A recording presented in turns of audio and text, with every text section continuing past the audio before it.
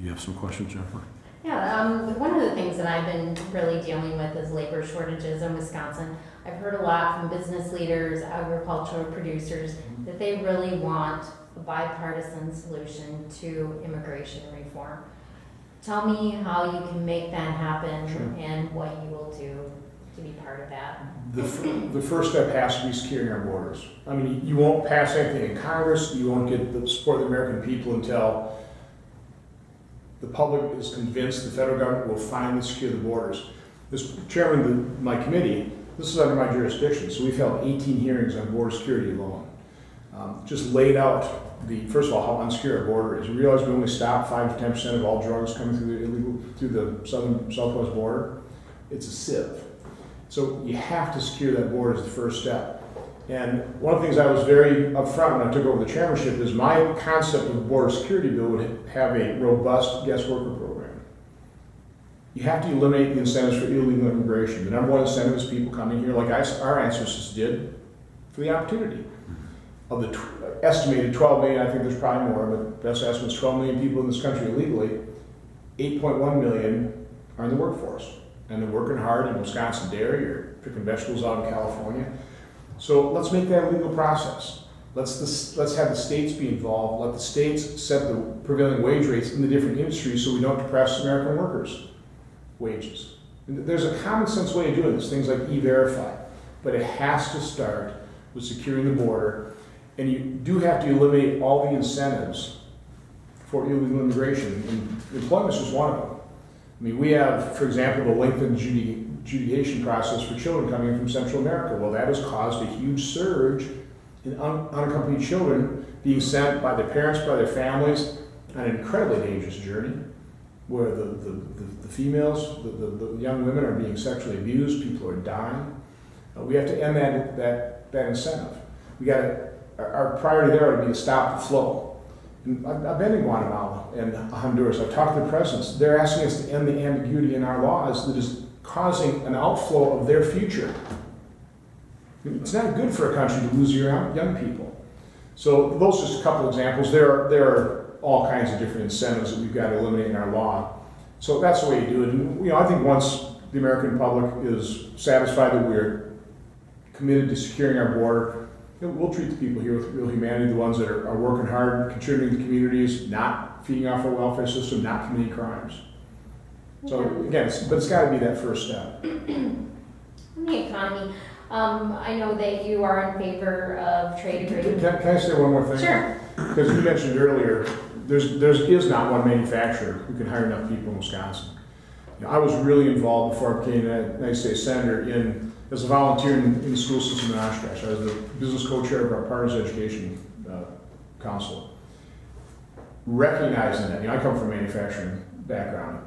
For 20 years, I have been able to hire enough people, I would say for 2 reasons.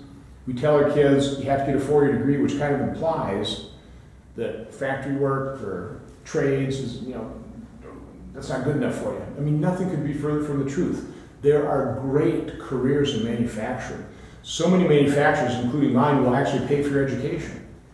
So what I was trying to promote is having kids out of high school have the information on all their options. Listen, if you want to get a 4-year degree, I want to do everything I can to help you. Contrary to President or to Senator Feingold's false accusations. 4-year degree, 2-year degree, technical college, going to the military, or just going to the workforce, going to manufacturing. There are great careers that pay really high wages. And we've got to make sure that our young people understand that. The other reason is, let's face it, we pay people not to work. That's just, the bottom line. That's why manufacturing can't hire enough people, for those 2 primary reasons. Just kind of looking at the economy again, you are in favor of trade agreements. You haven't come out on any stance on the Trans-Pacific Partnership. Can you tell me why and what are some of the issues that you're looking at in that agreement? First of all, a better way of stating my position is, what is a guiding principle for me is what is in the best interest of Wisconsin and Wisconsin workers. And to me, that means keeping overseas markets open to our agriculture and to manufacturing. In terms of the facts, in Wisconsin, our trade balance is roughly 0. Depending on the year you look at, we either export a little bit more than we import, or we import a little bit more than we export. Somewhere around $22–23 billion, both sides. So export markets are really important to Wisconsin manufacturers and agriculture. So what you don't want to do is get in a position where you start entering into trade wars, and those overseas markets are close to us. So the trade deals I've back in the past, first of all, were promoted by President Obama. It was a pretty good bipartisan effort, right? Generally, the whole point of those things is open up those overseas markets more toward American products and American agriculture. I think the TPP, what I've been doing is going through the very hard work, the very thoughtful consideration of actually listening to constituents. Senator Feingold says he does that. He had a snap knee-jerk reaction after reading a 60-page WikiLeaks version of TPP. The agreement's over 6,000 pages long. It's very complex agreement affecting very complex businesses. So rather than make a snap judgment, I'm doing the hard work of getting the input from the people who be affected by that, and I'll go through that process. One of the things I do all the time is I'll get people opposed to something, people in favor, and get them together in the same room. And I'll certainly do that before we ever get down to vote on this. The TPP voting on it is probably a moot point. Both presidential candidates have shown they're strongly opposed to it. Certainly Paul Ryan, Speaker of the House, and it has to go through the House first. His voice reservations doesn't think he can pass in the House. So, the position I'm basically taking is let's keep overseas markets open. I'm happy to let a new president negotiate a better deal. Okay. Recent Milwaukee Journal Sentinel is saying that you're upset with the Wisconsin or the Washington way. You're upset that they aren't focusing on real issues. So, with that limitation, how are you dealing with being a leader, getting things passed, to look at the real issues and things that really matter? I think enormously frustrated is probably a better way to put it. But they're right. We are not addressing this long-term debt deficit. I mean, I was in, just showing how I do it, right after President Obama got reelected. Now, I was disappointed he got reelected. I would much rather see Mitt Romney and Paul Ryan in that position. I would think we would have been in a far better position 4 years later had they been elected, but American people spoke. So, rather than go into my corner and pout, I was involved in a process. I was one of 8 Republican senators working with the White House, trying to find areas of agreement on the debt deficit. It culminated in about a 2-hour meeting in the White House. President Obama joined us for the last half of the meeting. I'm sitting right here, he's sitting at the head of the table like me. And when I had my opportunity, I slid my 30-year deficit chart in front of him. Again, the Johnson 30-year budget window. I said, Mr. President, I've given a PowerPoint with this graph in it to 17,000 Wisconsinites. We keep track. Now, 100 people would be a big audience, so I've done it a lot. 17,000 Wisconsinites. I'm a pretty small voice. You're the president, you're the bully pulpit. Please use it. Take the American people the truth. Show them the depth of this problem so collectively, I'm a real problem solver. I know the steps. We can take the first step in solving a problem, which is admitting you have one. Properly defining it. You know what he said to me? He said, Ron, we can't show the American public numbers that big. If we do, they'll get scared, give up hope. He said, besides, Ron, we can't do all the work. We have to leave some work for future presidents, future Congresses. Now, talk about frustrating. When I did this to actually address the fact of mortgaging our kids' future, the President of the United States, just after getting reelected, when he's at the point of his maximum ability to do something, tackle these problems, he kicked that can down the road. So that should show you my bona fides in trying to work with whoever is the next president. I'll also hold whoever the next president is accountable. But also, just as chairman of the committee, that record of achievement, 83 pieces of legislation, 28 being signed into law, that's a real achievement. It's not easy to do that. But the only way to do that is by finding areas of agreement. Those aren't partisan bills. Those are identifying a particular problem, trying to work on a bipartisan fashion to solve a problem, to make government a little more efficient, effective, accountable. That's pretty much what's under the jurisdiction of my committee, is how do you make government a little more efficient, more effective, accountable. So I can name some of the major bills there. The Federal Cybersecurity Enhancement Act. I mean, you've seen the hacks under OPM. As soon as I got there, everybody was saying, we've got to do something about cybersecurity. Well, for 4 years under Harry Reid, we couldn't do anything. When Republicans got majority, we moved the piece of legislation. Married Senate Intel bill with our bill, got that passed. The Federal Permitting Improvement Act.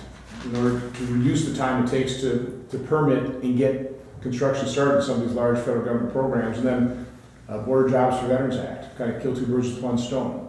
Address unemployment with our recently discharged veterans and secure our border, all in one. So those are just 3 examples of the 28 bills we got passed. I don't really have any other questions unless you have anything else you want to add, but Well, again, just to emphasize the fact that I didn't go there, didn't go to Washington D.C., didn't run for office because I wanted to be somebody, wanted to be a U.S. Senator. I did it because I realized America is facing enormous challenges. We have enormous problems. We face, let's face it, as Chairman of Homeland Security, very dangerous threats. So I went there to solve problems. I've announced this is my last term. I would like to be able to finish out my term as chairman of the committee. That chairmanship puts me in a position to really accomplish things. It's very difficult to accomplish things as a rank and file senator, it just is. But as chairman, you're the one that decides what bills under your committee's jurisdiction you move, and I move the ones that I can actually pass. I don't do it as a partisan. I'm actually trying to, as a manufacturing background, it's about continuous improvement. I'll never let perfect be the enemy of the good. So I'm very genuine, I'm very sincere in my efforts in doing this to solve problems. And the reason I'm asking the good folks of Wisconsin to give me another term, my last term, is because I put myself in a position to solve problems. And I think that's what people are looking for. So that's why I'm asking for their support, that's why I'm asking for their vote. okay. Jennifer, any more questions? I would like to talk to you, the Comprehensive Addiction and Recovery Act. Mm-hmm. You had signed that and showed support of that. Oh, What sure. can the federal government do to kind of help with the opiate epidemic? So I was definitely supportive of that bill, we call it CAR for short. What it primarily does is sets up a couple task forces to gather information, and sets up a number of grant programs to let the states and different localities be the experiment. The crucibles there to try to determine what works best. Trying to grapple with an incredibly difficult problem. But even outside of that, as chairman of the committee, we've held multiple hearings on this, multiple roundtables, 4 field hearings, 1 here, 1 in Arizona, 1 in Ohio, 1 in New Hampshire on the opiate problem. Senator Feingold says I haven't done anything, and that is a complete falsehood. My nephew died of a fentanyl overdose in January this year. This is an issue I've been working on and I take very seriously. It was my bill, the PROP Act, promoting responsible opioid prescription, that in our field hearing in Pewaukee, Dr. Westlake said it's probably the single most important piece of legislation we have to pass to address this, and this is what it's addressing. Within Medicare and also in Obamacare, providers are required to provide a survey to patients. Part of that survey asks patients, are they satisfied with their pain management? Well, that creates a real incentive for doctors and providers to provide pain medication. Has resulted in the overprescription of opiates, which is probably the #1 gateway drug to, for example, heroin addiction. And so I passed a bill to allow them to keep taking the survey, but not utilize the survey results to affect the reimbursement, because that's the whole point. The survey is used to affect the reimbursement for these providers. So by doing that, we've now removed, and by the way, it was such an important piece of legislation, CMS, the governing authority of Medicare, didn't even wait for it to pass. We put pressure on them, and I'm chairman of the Oversight Committee of the Senate, so we've got a capability of putting pressure on these agencies.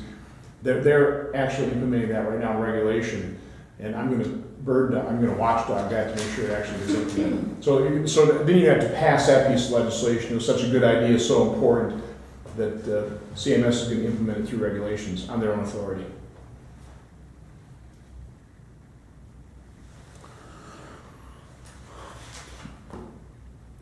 You have any more questions? No. Anything you'd like to maybe emphasize, or maybe something we didn't ask you, or? Well, again, let me emphasize that the #1 component of solution is economic growth. We've got to grow our economy. And the main difference between myself and Senator Feingold, if you want to really encapsulate it, other than he's a 34-year career politician, doesn't have a whole lot to show for it, where during that same 34 years I helped start, build, and grow a successful Wisconsin family manufacturer. It's a family business, okay? provided hundreds of Wisconsinites good paying jobs. We've taken zero income Wisconsinites and moved them immediately into the middle class. Some of my employees have been with the business for over 30 years, which is a good sign of a good employer. So I've got a real record of achievement in the private sector, and then I've taken that perspective to Washington and also had a real record of accomplishment. I think we just touched on some of the things as chairman of the committee. So that difference in terms of record of accomplishment over 34 years is pretty stark. And then secondly, his approach is always going to be a big government program. He's going to have a plan for everything. It's always going to be about growing the government. And when you grow the government's going to necessarily want more of your hard-earned money. And they're also taking more of your freedom away. I want to grow the private sector. I want to leave as much of Wisconsinites' hard-earned money in their own pocket. I know it's a different publication, but the Milwaukee Journal-Sentinel wrote a profile on both of us. It just ran on Sunday. I'd recommend you read it. And what I'd also recommend is that every Wisconsinite read those two things. Forget the party affiliation. Forget whose name is on each one of those profiles. Just read the profile, divorced from who it's talking about, to get rid of any bias. And then just ask yourself a simple question. Based on this profile versus that profile, who do you think understands Wisconsin better? Who do you think understands the private sector better? Who would you really rather have represent you in the United States Senate? And I think if people take a look at those two profiles and are very honest with themselves, and again, don't worry about party affiliation, don't worry about who it's actually describing, but just look at those attributes. I think the choice is pretty clear. And in the end, that's one of the reasons I was willing to run for re-election. I think if Wisconsinites really understand who I am, what my background is, what I've accomplished in life, what I've accomplished in a very short period of time as a citizen legislator, not a career politician, I think I got a pretty good shot at winning and serving a second final term. I want to make a point on that too. I made two promises when I first ran. I'll always tell you the truth. I'll never vote my re-election line. I've honored those promises. Now, I'm not perfect. If I get something wrong, forget a statistic quite right, I correct it immediately. Very honest about that. People aren't perfect. But I never vote with my re-election in mind. And obviously, if I'm not going to run, I sure will be voting with my re-election in mind in the second term. And that's incredibly important because the solution to these problems are not going to be easy. They're not going to be perfect.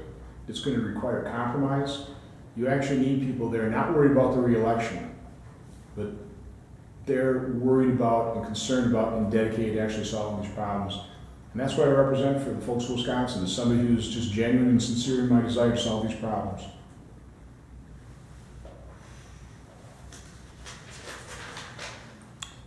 That's all I have. Tom? Yeah. Thank you, Appreciate the Senator. opportunity. Yeah, thank Yep. you.